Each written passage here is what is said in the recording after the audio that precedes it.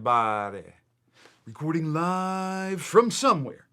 This is Zach Couples with episode number 138 of the Movement Debrief. And today, folks, we're going to beef up your arsenal because we're going to talk about the essential gym equipment pieces that you need to improve your movement options, your capabilities, be moving and grooving in the way that you want to. Yes, folks, that is what is on docket today. If you're someone who is just thinking about building a home gym, or you are a gym owner and you're like, man, this stuff that Big Z be talking about on the debrief, among other areas, sounds interesting. What type of stuff do I need to improve myself in that regard?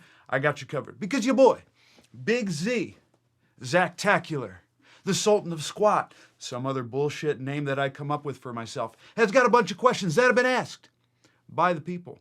They will be answered for the people by this people right here, fam recognized fam. Without further ado, let's debrief, shall we? The first question, and only question today. Sorry I've been a little skimpy on the questions, but I will not be after this weekend, just finishing up a project. But the first question, and only question, has been asked by Brian. And here's what Brian asks.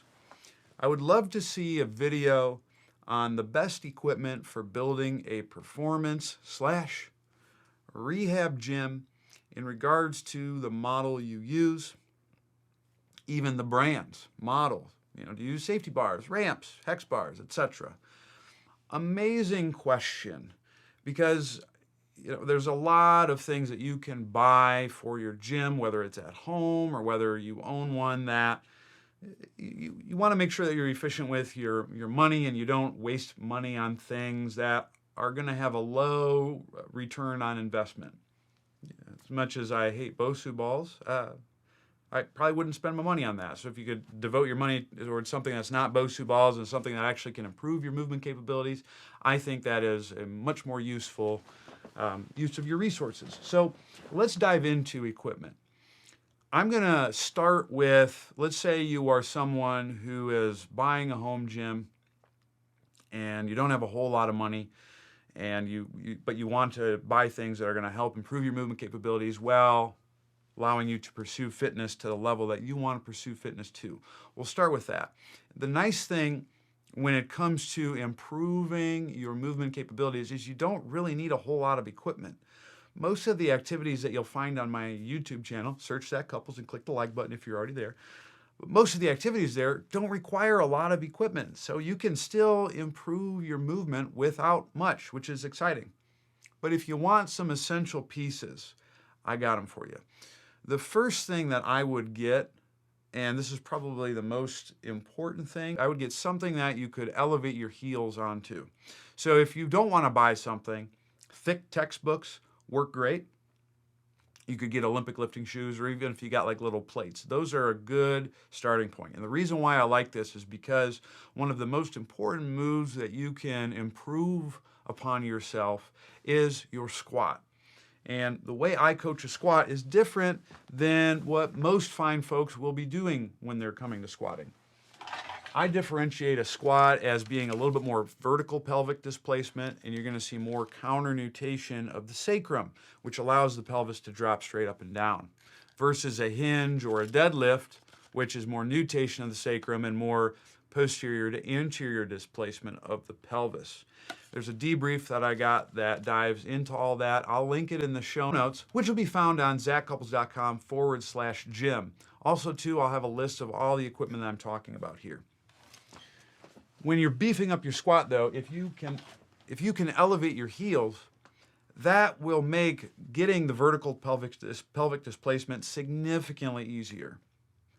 That's why a lot of times at home I'll use a textbook to help myself achieve depth, or when I'm demoing this to some of my clients.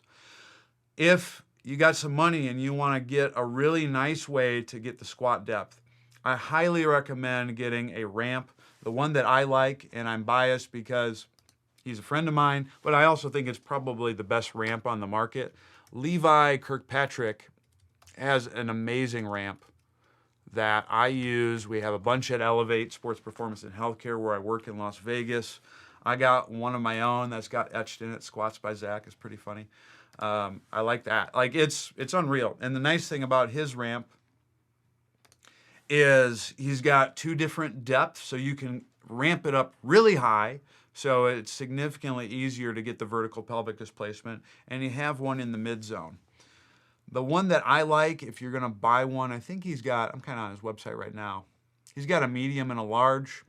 The medium is a bit easier to carry around, but the one thing that I don't like as much about his medium is you can only put your heels on the ramp. When I'm ramping someone, I want the whole foot to be tipped in unison.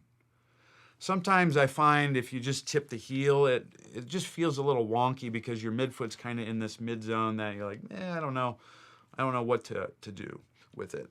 I definitely prefer the large. That's the one that I have. That's the one that we use at Elevate. And to me, it feels a lot smoother when you're doing any type of squat-based activities. And especially if you're only going to be using lighter stuff. Well, one, with the ramp, it can take a large amount of load. I forget what the exact amount is that you can have on this ramp, but it's very sturdy. And I've had some people who are moving heavy-ass weights use his ramp, and they've been able to do that fine without any problems. If you're concerned about heavy weights, you could also buy Olympic lifting shoes. The one pair that I've had were the Adidas ones. They're fairly reasonably priced. I've had some friends who, I always mispronounce it, I think it's the Romaleos. Those are also really good as well. These are Nike. I want to get a pair. I'm probably going to get the Romaleos or Romelos. The Olympic lifting people, like, just, check that out, whatever. But Olympic lifting shoes are also a viable alternative for creating the ramped heel position. That's really the big key. If you elevate the heels, you get better vertical pelvic displacement, your squat is on point, life is good. That's probably like the best piece of equipment that I've bought in the last 3 years has been that. The other piece of equipment that I like is something to hang on to, like a kitchen sink. So if you don't have a kitchen sink, you might want to buy that. The reason why I like that is because it comes back to the squat. One of the exercises that I give a ton of my Supreme clientele is the sink squat. Why is it called the sink squat? Well, I'm glad you asked. The reason why is because you put your hands in the kitchen sink, you hang on to that, and then that allows you to descend easily into the squat. At Elevate, when I'm squatting people or when we're squatting people in our custom training, we have people hang on to a barbell. But if you don't have that at home, kitchen sink works great. That's the other piece of equipment that I like. Another one that I like would be some type of pole or PVC pipe. The reason why this is it's very similar to the sink squat. The reason why you hang on to something is because it allows you to attain depth more easily without sacrificing positioning. You can do the same thing with poles. So an exercise that I like to program, the shifty split squat or a bottoms up split squat, for example, a lot of times it's really hard for people to attain the pelvic position needed to get into that. If you use a PVC pipe or a broom at home to help yourself attain that position, it makes it significantly easier. Another thing that I like about a pole or a dowel rod is if you press down into the ground, you can push it forward, and that allows you to incorporate some trunk rotation into the mix.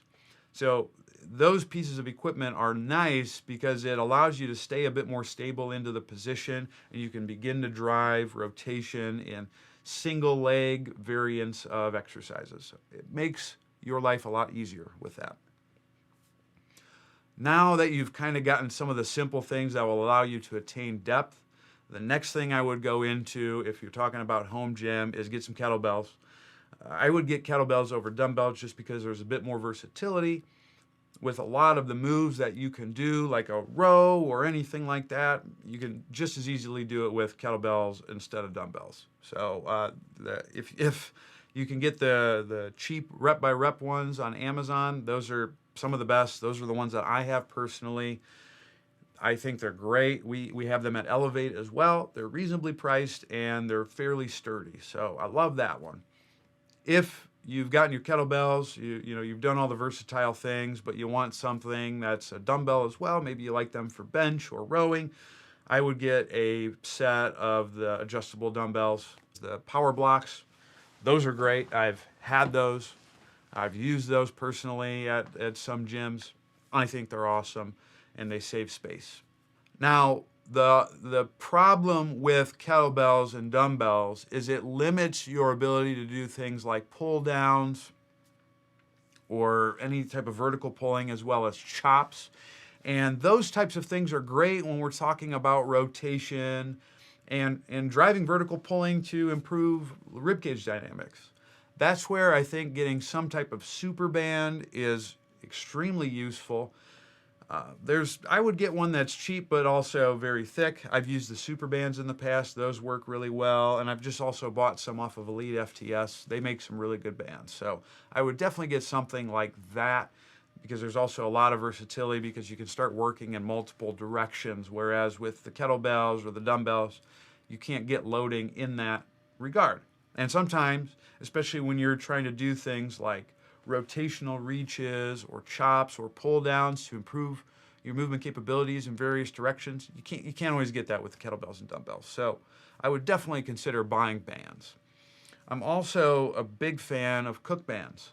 I like those a lot because you can use them for chops. You can go independently with each arm as you're doing some of the reaches. Those are absolutely money. They're also really nice when, let's say you've been doing split squats with the pull, and that's getting a little easier, but you still want to stay a little unweighted in that regard. The Cook bands are money because you can put your body in them and go up and down. I also really like the Cook bands when you're doing any type of power-based activities like jumping. One of the limiters, especially if you're working with someone who's more overweight and you want to improve power, is that person's body mass. When you do a jump with a Cook band, it essentially will unweight you in the air, so it'll allow you to increase your power output for this type of person, and then it also slows the landing down on a jump. Doing that is extremely useful for jumping, so I would definitely look into that for that particular movement as well. The other thing that I like would be RX pads. No, folks, it's not to be standing on so you're being all unstable and uneven. That's not what I use these things for.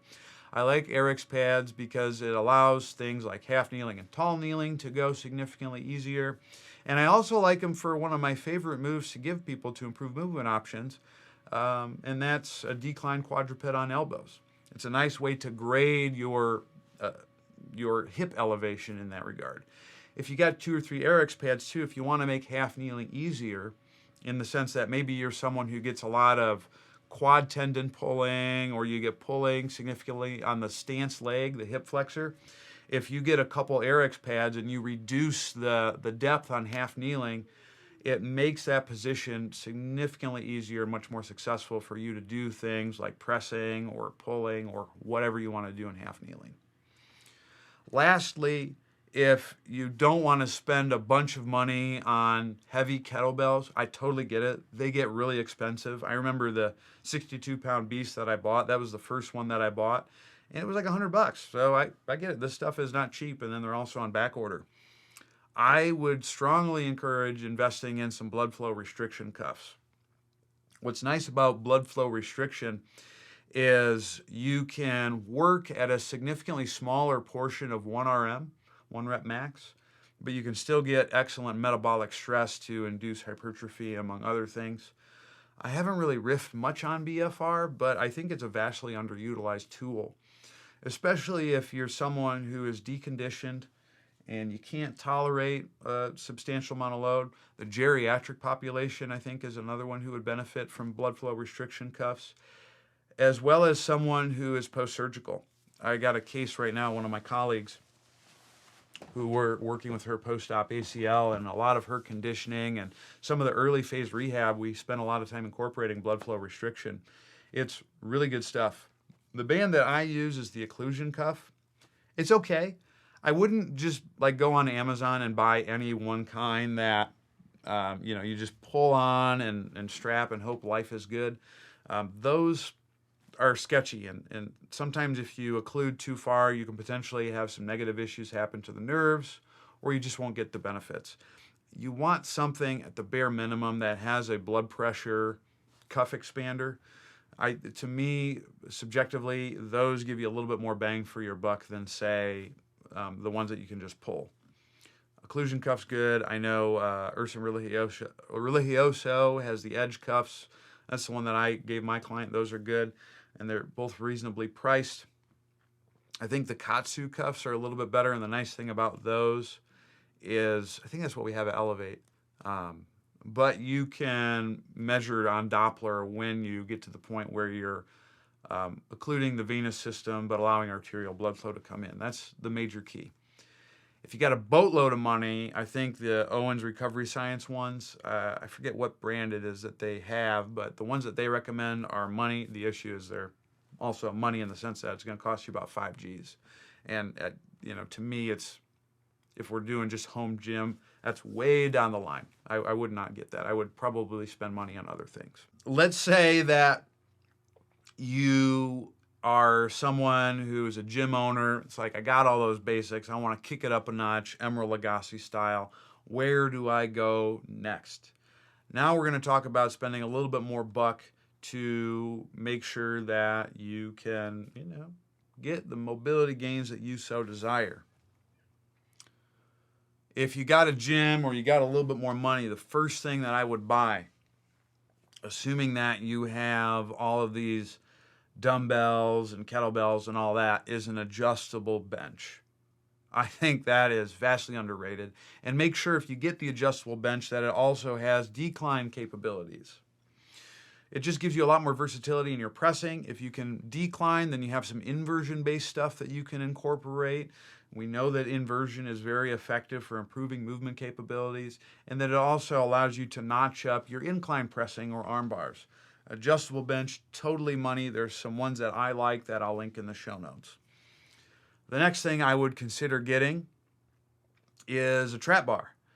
I don't think that you have to buy the fancy smancy heavy-duty trap bar unless you're someone who's moving big weight. There's a cheap one that you can get on Amazon for like $100. I would look into just getting that one as well. If you're starting to get stronger, then maybe you can get a more expensive one. Once you've done that, then I would consider getting some barbells, a rack. We like the Rogue ones at Elevate. There's also some cool ones that you can save space. I just don't know what brand they are that go onto the wall, and then you can just pull them down and then use racks in that regard. That, I think, is incredibly useful and effective of not just money, but space. Space is primo. Other things I would consider buying. DC blocks. We have a bunch of these at Elevate. We had them when I was in Memphis as well, and they are freaking awesome. What a DC block is essentially blocks that you can use to elevate the bar. So if you're doing like a trap bar, but you don't have the mobility to go all the way down, you can use DC blocks to elevate the bar. But the other thing that I like about DC blocks is I think they're very useful when you're talking about doing single leg squats or even doing like shifting based stuff where you need to just elevate someone. A DC block works great in that regard. And I like them better for jumping and even step-ups because it's just easier to grade how many or your elevation in that regard. For example, if I go back to my person who I'm working with who has an ACL repair, we can use the number of DC blocks to incrementally increase the height that she uses for step-ups. They're awesome. If you don't have that, and I should have mentioned this for a home gym, getting just a step-up box that has multiple different heights, I think is also a great use of your space and your time. But the DC blocks are a little bit easier to grade that, so you could look into that as well. Another thing I would consider buying is a weight vest, and I could also probably put this in the home gym thing because you can use a weight vest for things like high-intensity continuous training, like the HICT step-ups, and it's just got a lot of versatility for some of your loading stuff. So another thing I would consider buying is a slide board. I'm a huge fan of slide boards, and I like them over the valve slides because you can do slide board pushes as conditioning. Slide board pushes are great for driving frontal plane shifting when you're pushing off in each direction. So I really like that in that regard. Also, if you're someone who has a difficult time driving pronation through the foot, Once you've bought that, the next thing that I would go with is a sled of some sort. Ideally, you want one that you can push and pull with. I think sleds are great. Also, if you got a TRX and you can hook up the TRX as a handle for pushes and pulls, that's another great usage of your tools. So I would definitely look into getting a TRX. Other things I would buy, plyo boxes for jumping. I think we don't consider jumping as something that's a part of improving your movement options. But as I had mentioned before, with squatting, we want vertical pelvic displacement. We want the exact same thing when it comes to jumping. And that, to me, is a progression of your vertical pelvic mobility stuff. I don't like the squishy boxes. There was ones that we had in Memphis where it was adjustable boxes, where it was a harder surface that you could land on. To me, I think those are much more effective when you're talking about plyometric training than anything else. Another thing I would look into as a progression from that would be hurdles to jump over. If you get the mini hurdles, those are definitely very useful. Next thing I would probably go into buying, and actually this would probably be even earlier in the mix, would be an adjustable cable system. You want to make sure that with the adjustable cable system, you can move the cable in all directions. You don't want something where you can just go high and just go low. And realistically, I also like the ones where they kind of sweep out, just because it gives you more versatility. So like the free motion, those are great. If I were to get a cable system, that would be the one that I would consider buying. Another thing I would also encourage getting after this point would be a glute ham raise. The reason why I like a glute ham raise is because the Nordic hamstrings are a money exercise, especially to improve hip extension. The other reason that I like glute ham raises is because you can round over them and use them to get good posterior expansion in the thorax. That's money. They're also really good to do things like side hangs off of. I like that better than the bench, just because it's a little bit more comfortable on your knees when you're doing a side hang. Now, one thing that I haven't really mentioned at this stage in the game is the specialty bars. And the reason why is I think up to this point, you can get a ton of stuff done. And to me, most specialty bars are used to just increase variety of loading your lower body stuff. If I were to get one specialty bar, the one that I like is a safety squat bar, in particular the spider bar. And the reason why I like that is because you can get a nice forward reach. So it still allows for vertical pelvic displacement, more so than if you had a back squat bar. The time that I would use that is if I was doing a Hatfield squat. And what a Hatfield squat is where you're hanging on to the rack or something in front of you. So you're supported. It's kind of like a sink squat, but on steroids. You hang on to that, you get your ramp, and then you can go straight up and down in a vertical squat while increasing the load significantly. I think it's a great exercise that if I had something like a safety squat bar, I would use way more than I typically do. Other things that I would like, a lot of people talk about the transformer bar. That's something that I got my eyes on. It's just not something that I've messed with to be able to recommend or not. But I like the idea of the versatility. I know Daddy O'Pop's Bill Hartman has one at iFast. He seems to be a big fan of it. They seem to be a big fan of it. I would definitely look into it. And I also like the neutral pressing bar, especially if you're trying to get someone who wants to bench press, but maybe it's uncomfortable. I think it's a nice intermediary in that regard.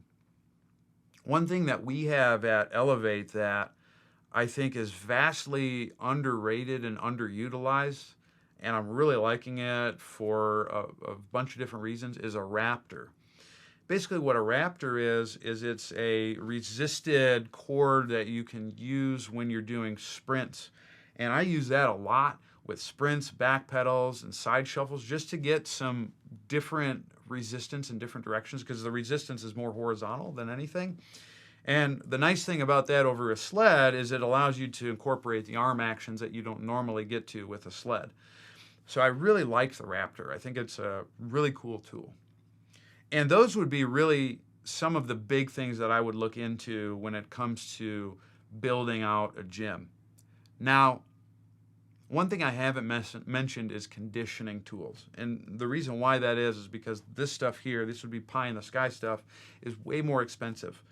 But if you got the disposable income, these would be the next places I would go.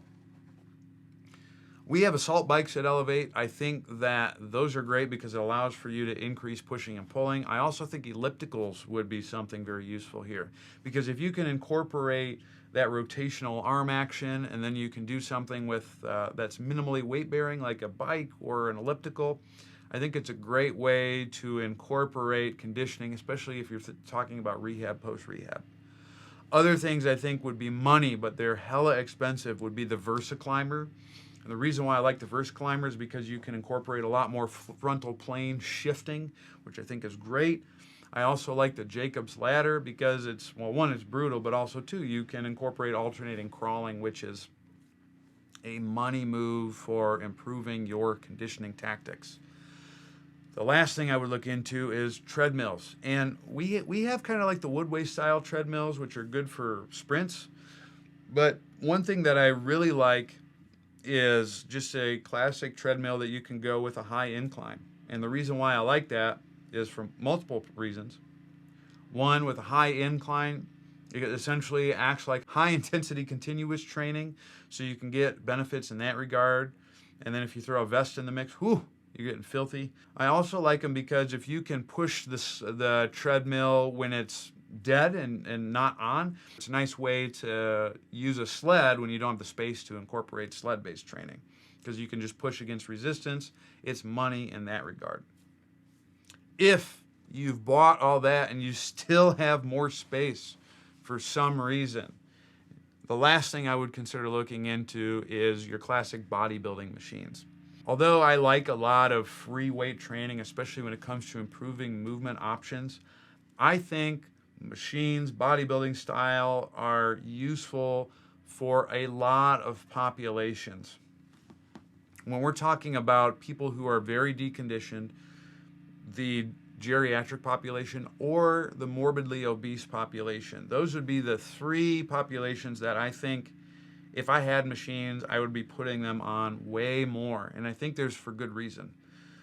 For the geriatric population, or the deconditioned population, the name of the game is trying to put on as much muscle mass as humanly possible to prevent sarcopenia and to preserve someone's lifespan, as well as to do favorable things from a glucose disposal standpoint.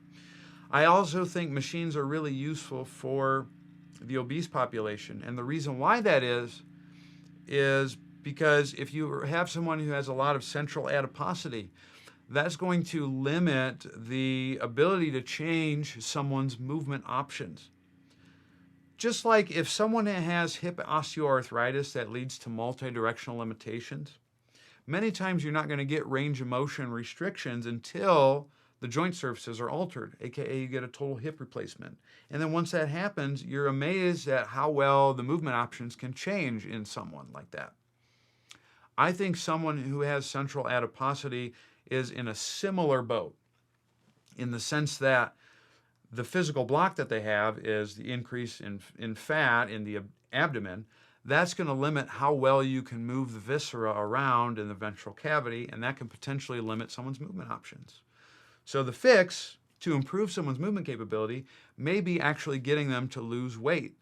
And if you are limited in your training capabilities because they can't do a lot of free weight stuff because maybe it hurts, or maybe their range of motion is limited, I think machines are a great way to increase their caloric burn, stimulate muscle growth so they are more easily burning fat.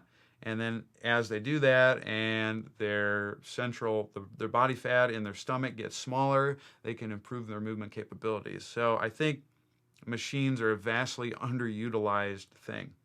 And also, too, if you're someone who isn't in those camps, I also think it's just a nice break from doing a lot of the free weight stuff. And it's a great way to get volume that's a little bit less taxing to the central nervous system.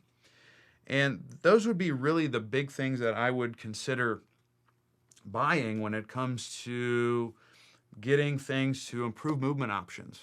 So on the low end, you don't need much in the beginning. I think the ramp is probably the most important thing you can get when it comes to improving movement options. But then on the high end, you could justify buying machines for a lot of people. A lot of it depends on who you work with, what your goals are that you're trying to achieve, and the extent that you have to improve someone's movement options. If you work with the Gen Pop, I don't think you have to get as fancy, and maybe you can get by with doing a lot of dumbbells, kettlebells, among other things. If you're someone who works with athletes and you got to work on more shifting and rotational based stuff, that's when I think buying things that incorporate multi-directional stuff becomes much more useful and effective. And if you're someone who works with someone who's deconditioned, man, maybe you want to see if you can get them to a gym that has machines and work the programming that way. I think that's a good stopping point for us today. I want to thank all of you beautiful, sexy, outstanding people for tuning in. It's been a pleasure debriefing with you per usual, and I hope you're doing well. If you want to learn more, the place I would go is zachcouples.com. While you're there, please subscribe to my newsletter because you'll get access to a ton of free stuff. You'll get access to the Common Compensations Workbook, which will help your coaching get easier. You'll have access to Human Matrix Foundations, my free seminar that you can do online, which will help you from a didactic portion of learning some of the stuff that we talk about online. Many other things there that are free. You'll get an email from me every Friday that will give you access to a lot of cool goodies and useful things that I find on the internet. So check me out there. I also offer a lot of services on zachcouples.com. The first would be my seminar, Human Matrix, where, okay, you got all this equipment. Now you're probably wondering, well, how do I coach my people into these positions, or what do I need to feel? Well, that's where my seminar comes in. We got a bunch of dates coming in 2021, assuming the world keeps healing. February 20th, 21st, Atlanta, Georgia. April 10th and 11th, Warren, Ohio. May 29th and 30th in Boston, Massachusetts. October 14th and 15th, Ann Arbor, Michigan. September 25th, 26th, Wyckoff, New Jersey, outside of the city of New York. November 6th and 7th, Charlotte, North Carolina. I'm working on getting the other ones going that were postponed because of COVID. Other services, I offer movement consultations. If you got all this equipment and you're still struggling moving the way you want to, a movement consultation is the place to make that happen. What we'll do is I will take you through a full assessment. I will coach you into some moves to improve your movement capabilities, get you moving and grooving. If you want to kick that up a notch and you want to incorporate that into your training as well, you're like, Zach, I want to move better, feel better, and I want to look good and feel good too. We can do that as well with online training. I will take that consultation. I will design for you a training program specifically tailored to your movement needs and fitness goals. Or if you want to learn how to do that with your Supreme clientele, that's where the mentorship program that I have comes into play. The nice thing about that is we will look at cases of you working with people. I'll give you some feedback on your coaching and educational tactics, and you'll take your Supreme clientele to the next level. Once you've scoured zachcouples.com, you've read every blog I've ever written, and you're like, man, I'm tired of looking at this guy. I'm tired of reading this guy. I just want to listen to this guy. That's where going to Apple Podcasts and Stitcher will help you out, folks. Search The Zach Couples Show. Because guess what, folks? There's 137 other debriefs out there. And, sometimes I'm known to spill water on my shirts, and maybe you just want to listen to me. You don't want to see that mess. Check me out there. And while you're there, please leave a review so the fam can keep growing. Last place you can find me is all over the social medias. I'm on Facebook, search Z Couples. Twitter is Z Couples. Of course, I'm on that Instagram, baby. Zach, Z-A-C Couples, C-U-P-P-L-E-S. And the last place you can find me is YouTube. Search Zach Couples if you want to see a lot of the activities that I use with my Supreme clientele. They'll have indications for when something would be useful versus not. I want to thank you so much for tuning in. You've been a beautiful, sexy, outstanding audience. I want you to keep real, but not to the extent where things go wrong. Stay hungry, stay learning, stay moving, and I'll see you next time. Deuces.